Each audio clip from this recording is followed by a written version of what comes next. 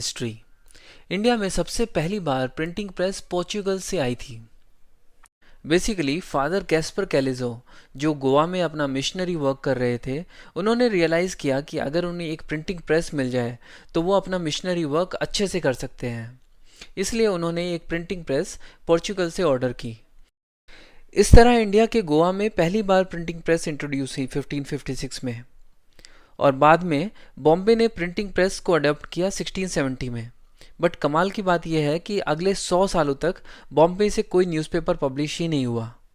इसके बाद 1780 में लंदन का एक failed businessman James Augustus Hicky India में आता है और कलकत्ता में अपना एक प्रिंटिंग प्रेस सेटअप करता है। ऐसे पब्लिश हुआ इंडिया का पहला newspaper, Bengal gazette. Bengal gazette एक इंग्लिश न्यूज़पेपर था। जेम्स ऑगस्टस हिकी अपने इस न्यूज़पेपर के थ्रू ईस्ट इंडिया कंपनी की करप्शन और मेल फंक्शन को एक्सपोज करने में लगे हुए थे। वॉरेन हेस्टिंग्स को ये बात बिल्कुल पसंद नहीं आई और विद इन 2 इयर्स ये न्यूज़पेपर बंद हो गया।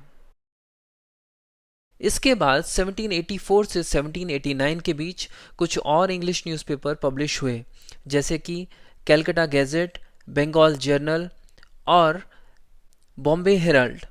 बॉम्बे हेराल्ड वो पहला न्यूज़पेपर था जो बॉम्बे से पब्लिश हुआ 1789 में। तो न्यूज़पेपर का नाम बाद में चेंज होकर बॉम्बे गैजेट कर दिया गया था।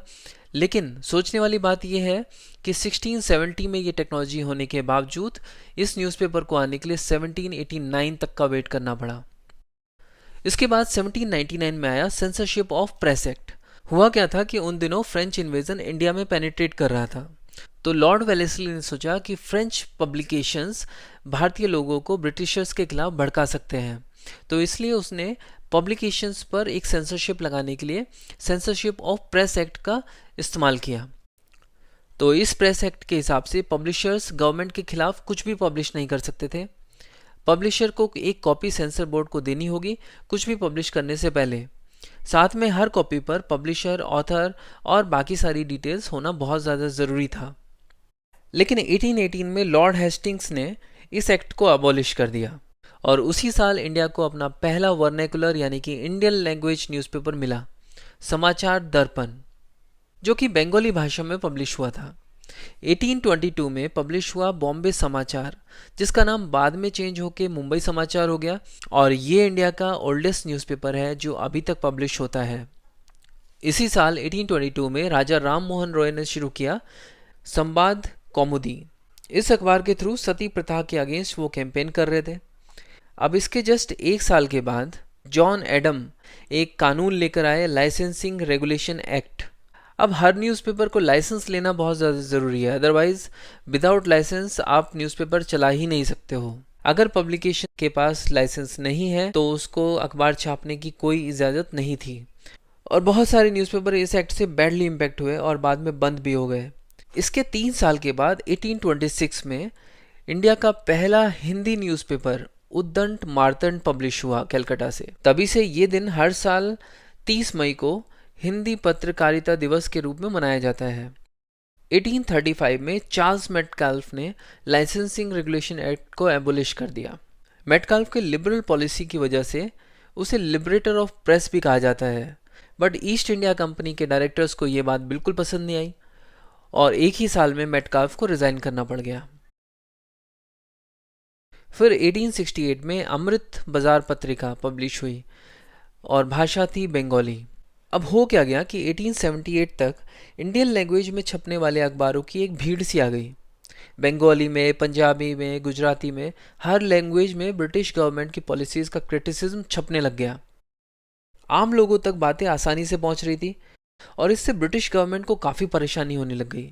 तो 1878 में लॉर्ड लिटन ने फेमस वर्नेकुलर प्रेस एक्ट पास कर दिया, जिसके हिसाब से सारे इंडियन लैंग्वेज के न्यूज़पेपर बंद कर दिए, और उस समय अराउंड 35 ऐसे न्यूज़पेपर थे जो इंडियन लैंग्वेजेस में छप रहे थे। इस एक्ट के आते ही अमृत बाजार पत्रिका ने तो अपना बंगाली पब्लिकेशन को किया बंद और तुरंत इंग्लिश में पब्लिकेशन शुरू कर दिया। हालांकि बाद में 1882 में लॉर्ड रिपन ने वर्नेकुलर प्रेस एक्ट को ख़त्म किया था। अब देखते हैं वो न्यूज़पेपर जो कि फेमस पर्सनैलिटीज़ ने पब्लिश किए थे, जैसे कि महात्मा गांधी। महात्मा गांधी ने पब्लिश किया यंग इंडिया और नवजीवन, ये पब्लिश हुए थे 1919 में, और उसके बाद हरिजन पब्लिश हुआ 1933 में। बी आर अम्बेडकर ने पब्लिश किया था मूक नायक। स्वामी विवेकानंद ने पब्लिश किया था प्रबुद्ध भारत। मौलाना अबुल कलाम आज़ाद ने पब्लिश किया था अल हिलाल। बाल गंगाधर तिलक ने पब्लिश किया था केसरी और मराठा, दोनों मराठी न्यूज़पेपर थे। मोतीलाल नेहरू ने पब्लिश किया था इंडिपेंडेंट। जवाहरलाल नेहरू ने पब्लिश किया था नेशनल हेराल्ड 1938 में। दादा भाई नेहरूजी ने पब्लिश किया था रस्त गफ्तार। रस्त गफ्तार का मतलब होता है ट्रुथ टेलर। ये एक गुजराती न्यूज़पेपर था जो कि 15 दिन में एक बार आता था। और ये रस्त गफ्तार जो है, ये है तो गुजराती न्यूज़पेपर, बट ये नाम जो है ये पर्शियन नेम है, और ये पहला गुजराती न्यूज़पेपर था। जी.डी. बिरला ने पब्लिश किया था द हिंदुस्तान टाइम्स। मदन मोहन मालवीय ने पब्लिश किया था हिंदुस्तान। अब देखते हैं न्यूज़पेपर एरिया वाइज। बॉम्बे से पब्लिश होने वाले न्यूज़पेपर के नाम थे केसरी और रस्त गफ्तार। पंजाब से पब्लिश हो रहा था ट्रिब्यून। मद्रास से पब्लिश हो रहा था केरला पत्रिका, स्वदेश मित्रन और हिंदू। बंगाल से पब्लिश हो रहा था इंडियन मिरर, संबाद कौमुदी, अमृता बाजार पत्रिका